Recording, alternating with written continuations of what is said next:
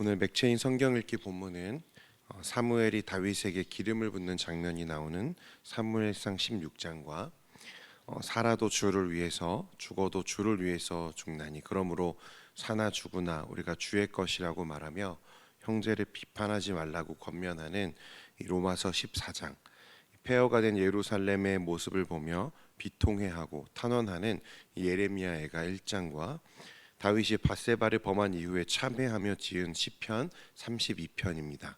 오늘도 말씀 안에서 은혜로운 묵상 되시기를 바랍니다. 오늘 여러분들과 제가 나누게 될 말씀은 예레미야 애가입니다. 원래 이 예레미야 애가의 히브리 제목은 에카라는 단어인데요. 이는 슬프다라고 번역된 이 히브리어 원문입니다. 일부 유대인 랍비들이 이 에카라는 말 대신에요, 우리말로는 에가 또는 조가를 의미하는 키노트라는 제목으로 이 책을 부르기도 했고요. 이 히브리어 성경을 헬라어로 번역한 70인역에서는 이를 의역해서 눈물들이라는 뜻으로 이 트레노이라고 부르기도 했습니다. 이 책의 저자는 여러분들도 잘 아시는 것처럼 당연히 예루살렘의 몰락을 예언하고 또 그것을 직접 목도했던 눈물의 선지자 예레미야였습니다. 이 제목들에서도 우리가 짐작해 볼 수 있지만 예루살렘의 함락과 살육과 그 참화가 휩쓸고 간 현장에서 심판받은 선민이 토해내는 비탄과 간구, 그것이 이 예레미야 애가의 주 내용입니다. 이스라엘의 수도 다윗의 도성 예루살렘이 무너졌습니다. 이제 그 참혹한 현장에서 예레미야는 한 사람의 선민이자 하나님의 선지자로서 이 애가서, 즉 5편의 비탄과 간구의 시를 적었는데요. 각 장은 이 예레미야 애가가 적었던 시편들을 모아놓은 것입니다. 예루살렘은요, 이스라엘에게 수도 이상의 의미를 가진 곳입니다. 왜냐하면 그들은 자신을 어떻게 생각하기 때문이죠. 하나님이 택한 백성, 이 선민이라고 자신들을 믿었고, 이스라엘은 그런 하나님 나라의 무엇이죠? 수도는, 예루살렘은 그런 하나님 나라의 수도인 것입니다. 이 예루살렘이요, 해발 700m가 넘는 이 고원지대에 기드론과 이 흰놈 골짜기 사이 위로 솟아오른 이 언덕 위에 세워져 있습니다. 그러니까 성체는요 굉장히 견고하게 지어졌어요. 그러니까 천혜의 요새라고 불릴 만한 곳이죠. 더욱이 예루살렘 성전은 여호와 하나님이 이스라엘 중에 거하시는 것을 실증하는 하나님의 임재의 처소가 성전이고, 이 성전이 어디에 있습니까? 예루살렘에 있는 거잖아요. 그런 예루살렘이 그 위용을 자랑하던 성벽과 왕궁과 심지어 하나님의 성전마저 허무하게 또 허망하게 무너져 내리고 불탔습니다. 고귀한 성전 기명들과 왕궁의 보화들이 무참하게 약탈당하는 것을 보았죠. 또 이미 2번이나 바벨론의 침략이 앞서 있지 않았습니까? 많은 사람들이 포로로 끌려간 상태였어요. 그런데 이번에는요, 유다를 완전히 무너뜨리기로 작심한 바벨론 군대가 1년 6개월 넘는 기간 동안 예루살렘 성을 포위하고 그들을 어떻게 하고 있는 거죠? 서서히 말려가고 있는 거죠. 말려 죽이는 거예요. 그 기간 예루살렘 거민들의 삶이 어떠했는지, 얼마나 처참했는지 자기 자녀를 잡아먹어야 할 정도로 그들은 굶주리고 목말랐다고 말씀은 기록하죠. 그렇게 고통을 감수하며 버텼는데요, 그마저도 헛되게 어떻게 되죠? 마침내 586년에, 주전 586년에 예루살렘이 완전히 함락되고 유다는 완전히 패망하고 맙니다. 그러는 동안에 살육과 약탈과 방화와 이 겁탈이 이 광풍처럼 휩쓸고 지나갔죠. 그곳에 무엇만 남아 있는 것입니까? 이젠 절망만이 남아 있는 거예요. 그동안 여러 선지자들이, 그리고 예레미야 자신이 하나님의 계시를 받아서 거듭 외쳤던 예언이 마침내 이 땅에 실현된 것입니다. 그런데요, 분명히 자신이 예언했잖아요. 그렇게 될 거다, 참상이 있을 거다, 하나님의 심판이 있을 거다 예언했지만 막상 눈앞에서 예루살렘 성벽이 무너져 내립니다. 사랑하는 동족들이 잔인한 바벨론의 군대 앞에서 비명을 지르며 죽어갑니다. 그런 현장에서 예레미야 자신도 한 사람의 이스라엘 사람이자 한 사람의 백성으로서 견딜 수 없는 고통과 슬픔에 절규할 수밖에 없었다는 거예요. 선지자는 울면서 하나님께 탄원하고 있는 거예요. 그것이 예레미야 애가입니다. 그런데 말씀을 통해서도 우리가 살펴보겠지만 선지자는 이런 비통과 슬픔에 완전 매몰되어 있지 않았습니다. 선지자는 하나님의 심판이 이루어졌다는 것을 알지만 또한 무엇을 알고 있는 거죠? 하나님의 회복의 때가 반드시 오게 될 것이라는 것도 바라보고 있는 거죠. 그래서요, 하나님의 심판과 이스라엘, 유다의 패망은 정당한 것임을 밝히면서도 이제 그는 그 백성이 여호와 앞에 나아가서 자신들의 죄를 철저히 시인하고 회개하면 다시 하나님의 백성으로서의 축복을 회복할 수 있다는 이 말씀에 근거한 믿음과 소망을 잃지 않고 선포하고 있는 거죠. 그래서 예레미야 선지자는 모든 희망이 꺼진 것 같은 그 참담한 폐허 위에서도 다시 회복될 축복과 이 복된 미래를 내다보면서 소망을 노래하고 있습니다. 이 예레미야 애가의 주요 내용이 바로 이것입니다. 이제 오늘 본문을 좀 살펴볼 텐데요. 1절 말씀에 보니까 이렇게 기록합니다. 슬프다 이 성이여, 전에는 사람들이 많더니 이제는 어찌 그리 적막하게 앉았는고. 전에는 열국 중에 크던 자가 이제는 과부같이 되었고, 전에는 열방 중에 공주였던 자가 이제는 강제 노동을 하는 자가 되었도다. 이 애가의 첫 시작은 이 슬프다인데요. 이게 에카입니다. 에카. 1장과 2장과 4장 이 첫 단어가 이 에카입니다. 슬프다. 이 에카는요, 기가 막힐 정도로 비극적인 상황에 사용되는 이 슬픔을 표현하는 감탄사입니다. 어떻게 이럴 수 있는가? 어찌 이리 비극적일 수 있는가라는 뜻입니다. 선지자는 이전에 사람들로 가득 차서 활기가 넘치던 이 예루살렘의 거리가 이제는 온데간데 보이지 않고 이제는 적막하게 폐허가 돼버린 그 도시를 보면서 슬프다, 에카라고 탄식하는 것입니다. 그 모습을 이제 무엇으로 표현합니까? 과부와 강제 노동자처럼 변했다라고 표현하는 거예요. 이전에는 부유함과 영광이 가득했던 예루살렘 성이 이제는 과부처럼 또는 강제 노동자처럼 변해버렸다는 거예요. 2절 말씀 같이 한번 읽겠습니다. 시작.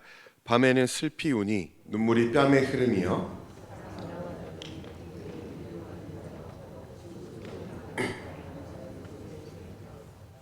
말씀에 밤에는 슬피 운다라고 했는데 여기에는 이 빠코라는 단어가 사용되었습니다.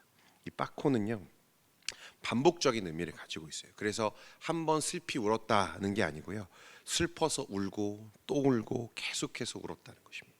그러니까 이게 선지자의 심정인 거죠. 이 비탄에 빠져 있는 자신의 마음을 토로하는 것입니다. 선지자는 친구들도 다 배반하여 위로해 주는 이가 없었다 말씀하는데, 이것은 이스라엘이 그들을 도와줄 것이라고 믿었던 이 모든 것들, 신뢰했던 모든 것들로부터 충격적인 배신과 배반을 당했다는 거예요. 아마 여기서 친구는 무엇이겠습니까? 이스라엘이 끝까지 의지하려고 했던 어떤 나라죠? 애굽을 의미하는 것으로 보여요. 이 애굽은 유다가 바벨론에 멸망할 때 원군을 파병하긴 했습니다. 그런데 아무런 도움을 주지 못하고 어떻게 되죠? 패퇴하죠. 더욱이 이 에돔이라는 나라는 어떻습니까? 예루살렘이 바벨론에 함락될 당시에 유다의 다른 성읍들을 약탈하는 이 만행을 저지르죠.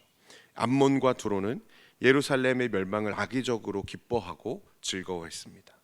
그러니까 유다는 그런 상황에도 저 애굽이 우리를 도와줄 것이라고 믿었다는 거죠. 그런데 어떻습니까? 그건 착각이었다는 거예요. 오히려 더 큰 배반과 배신이 당하게 되었다. 3절과 4절에 보니까 이렇게 기록합니다. 유다는 환난과 많은 고난 가운데에 사로잡혀 갔도다.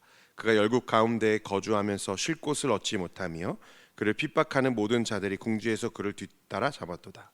시온의 도로들이 슬퍼하며 절기를 지키려 나아가는 사람이 없음이로다. 모든 성물들이 적막하며 제사장들이 탄식하며 처녀들이 근심하며 시온도 곤고를 받았도다. 그러니까 1절부터 4절까지는 이제 하나님의 심판이 임한 예루살렘 성의 비참한 상황에 대한 이 선지자의 비탄과 이 탄식, 이 토로하는 것입니다. 이제 5절부터 9절까지는 이런 하나님의 심판이 임한 원인이 예루살렘과 유다의 죄악 때문임을 말하면서 이제 하나님께 이것을 간구합니다. 자신들을 돌아보시옵소서. 이것을 좀 보십시오라고 탄원하는 거죠. 그래서 5절 말씀에 보니까 그의 대적들이 머리가 되고 그의 원수들이 형통함은 그의 죄가 많음으로 여호와께서 그를 곤고하게 하셨습니다. 어린 자녀들이 대적에게 사로잡혔도다. 여기서 그의 죄가 많음으로 여호와께서 그를 곤고하게 하셨다라고 말씀하죠. 7절 말씀 같이 보겠습니다. 시작.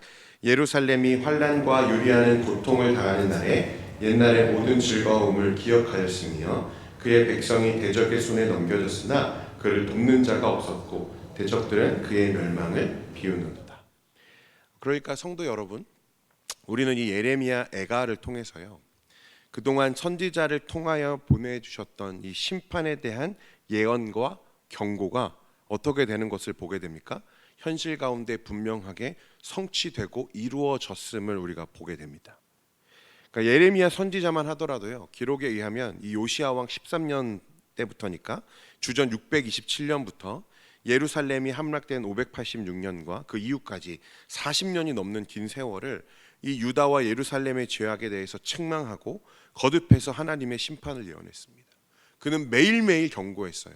야, 너네들 이렇게 정신 못 차리면 하나님이 심판하신다. 우리 예루살렘 멸망한다. 유다 망하게 될 거야. 하나님이 정말 이 바벨론이라는 나라를 들어서 우리를 치실 거야. 매일매일 경고했습니다. 때로는 준엄하게, 때로는 애절하게 그것을 증거했죠. 그런데 그 메시지의 초점은 언제나 무엇입니까? 범죄에 대한 심판 경고와 회개의 촉구에 맞춰져 있었어요. 그런데 이스라엘 백성들은요, 아무리 외쳐도, 매일매일 외쳐도 듣지 않았습니다. 선지자의 메시지를 외면하는 거죠. 여러분, 왜 그럴까요? 왜 선지자의 이런 경고들을 그들은 계속 무시했을까요? 지금 당장 일어나지 않았기 때문에 그렇습니다. 이스라엘은 지금 당장 자신들의 죄악은 생각하지 않았죠. 그리고 하나님의 성전이 있는 예루살렘을 하나님이 심판하신다? 그럴 리 없다고 생각했다는 거예요. 예레미야가 수십 년 동안이나 심판을 예언하고 이 멸망을 경고하였으나 그것이 곧바로 실현되지 않음으로써 그들의 완악함은 더욱 고착되어 왔다는 것입니다. 여러분, 하나님이 그들을 즉각 심판하지 않은 것은요, 이스라엘이 충분히 죄를 짓지 않아서, 그들이 심판받기에 아직 덜 타락해서 하나님이 심판하지 않으신 게 아니에요. 하나님은 왜 심판을 유보해 오셨죠? 오래 참으시는 거예요. 하나님은 그 백성을 심판하는 것을 기뻐하지 않으시고 모두가 돌아오기를 진심으로 바라시기 때문에 참고 또 참고 기다리신 거예요. 그러나 그 때가 이르고 정하신 날이 이르자 어떻게 됩니까? 그 심판에 예언했던 대로 예루살렘에 그대로 임하게 되는 거죠. 여러분, 이 예레미야 애가의 가장 중요한 핵심 메시지 중 하나가 뭐냐면 하나님의 예언과 심판은 반드시 성취된다는 그 확실성을 우리에게 보여주는 거예요. 성도 여러분, 과거 예레미야 시대의 선지자들보다 훨씬 더 많은 성경의 기자들이, 특히 역사의 주관자이신 하나님의 아들 예수 그리스도께서는 친히 장차 죄악된 이 세상의 완전한 멸망, 이 종말을 거듭 예언하셨습니다. 기억하십니까? 그 말은요, 이 영원할 것 같은 우리가 살고 있는 이 세상도 어떻게 될 거라는 거죠? 반드시 종말이 찾아온다는 거예요. 이 예레미야 선지자가 예언했던, 또 예언했던, 매일매일 외쳤던 이 예루살렘의 멸망, 하나님의 심판이 반드시 그 역사 가운데 이루어지는 것을 보면서 우리는 무엇을 기억해야 되냐면 그리스도께서 또 더 많은 성경의 기자들이 예언했던 이 세상의 종말, 마지막 날이 반드시 오고야 말 것이라는 것을 기억해야 된다는 것입니다. 성도 여러분, 이때 선지자들의 예언을 멸시하고 그 메시지들을 경히 여겼던 자들의 결말이 어떻습니까? 오늘 예레미야 애가를 통해서 우리가 보게 되는 거예요. 주님이 다시 오실 때, 이 세상의 시간이 더 이상 흐르지 않게 될 때에, 매일 같은 시간 같은 장소에 떠오르던 해가 떠오르지 않게 될 때에 우리는 이 모든 말씀이 이루어지는 것을 예레미야 선지자처럼 보게 될 것입니다. 이 예언을 멸시했던 자들은 예루살렘이 함락될 때와는 비교할 수 없는 더 큰 슬픔과 고통 가운데 몸부림치게 될 것이라고 말씀은 거듭해서 우리에게 경고합니다. 그런데도 이런 유다의 어리석음, 이 현실에 눈이 멀어서 심판의 필연성, 반드시 오고야 말 이 종말의 심판을 망각하며 살아가는 사람들이 여러분 얼마나 많냐는 거예요. 성도들 가운데에도 그런 사람이 많아요. 예수님을 믿는데, 주님을 믿는다고 하는데 종말은 믿지 않는, 에이 나 때 보겠어, 나중에 오시겠지, 오늘은 아니겠지 라고 태만하게 살아가는 자들, 이 세상의 번영과 성공을 지나치게 추구하는 자들의 인생이 그렇다는 것입니다. 내일의 태양이 반드시 떠오른다? 여러분, 그건 정말 큰 교만입니다. 주님이 뭐라고 하시죠? 언제 주님이 다시 오실지 아무도 모른다고 하셨어요. 그게 오늘 밤일지도 모릅니다. 우리 인생은 결코 우리가 기대하는 대로 되지 않죠. 당장 5분 뒤에 일어날 일도 예측하지 못하는 게 인생의 연약함입니다. 그런데 우리는 당연히 내일이 있을 거라 믿으며 살아가는 거예요. 도적같이 아무도 모르는 그때에 주님이 오신다고 말씀하세요. 사랑하는 성도 여러분, 이 세상은 영원하지 않습니다. 예레미야 선지자의 애가는 우리에게 이런 것을 일깨워 주는 거예요. 종말의 시대를 살아내는 성도들에게 이 예언의 성취와 그 확실성, 그것을 분명하게 견지하고 있어야 된다고 경고합니다. 깨어 있으라는 거예요. 늘 깨어 있으라는 것입니다.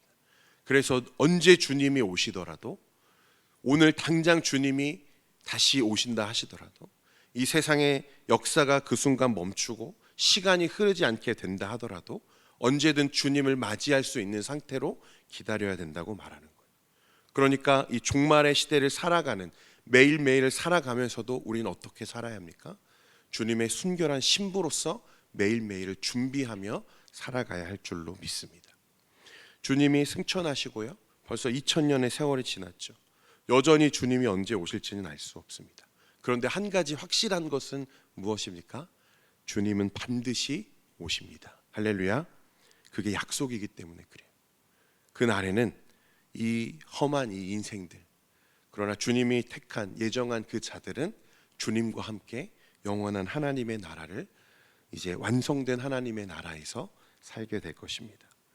그러므로 사랑하는 성도 여러분, 오늘 하루의 삶 속에서도 종말을 살아가는 주의 성도로서 그 신분에 합당한 삶을 살아가는 저와 여러분 되기를 소원합니다.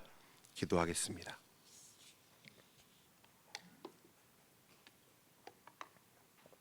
거룩하신 하나님 아버지, 예레미야 선지자의 이 비통함, 이 예루살렘의 몰락과 하나님의 심판과 그 비참한 현장에서 그는 많이 울며 탄식하며 하나님께 은혜를 간구합니다. 이 예루살렘의 몰락을 보면서 우리가 또 한 가지 떠올리는 것은 주님께서 다시 오신다 하신 그 약속을 떠올립니다. 주님, 종말의 시대를 살아가는, 이 마지막의 때를 살아가는 성도로서 언제 주님이 오시더라도 순결한 주의 신부로서 주님을 맞을 수 있는 깨어있는 자들 될 수 있도록 우리 모든 성도들의 삶을 주님 붙잡아 주시옵소서. 이 세상에 또 이런 삶에 너무 매몰되지 않게 하시고 회복과 또 영광의 날을 소망하며 하나님을 찬양했던 예레미야 선지자처럼 우리 사랑하는 성도들 언제 오실지 알 수 없으나 주님의 날을 소망하며 기다리며 또 그 날을 기쁨으로 기다리는 우리 모든 성도의 삶이 될 수 있도록 주님 은혜 베풀어 주시옵소서. 우리 삶에 질병이 있고 가난이 있고 고난이 있으나 그것에 너무 매몰되지 않게 하시고 다시 오신다 약속하신 주님의 말씀을 소망하며 기다리는 주님 우리 모두가 될 수 있도록 은혜 베풀어 주옵소서. 오늘 하루의 삶 가운데서도 주님과 동행케 하시며 기도하며 깨어 살아가는 우리 모든 성도들 되게 하여 주옵소서. 예수님의 이름으로 기도합니다. 아멘.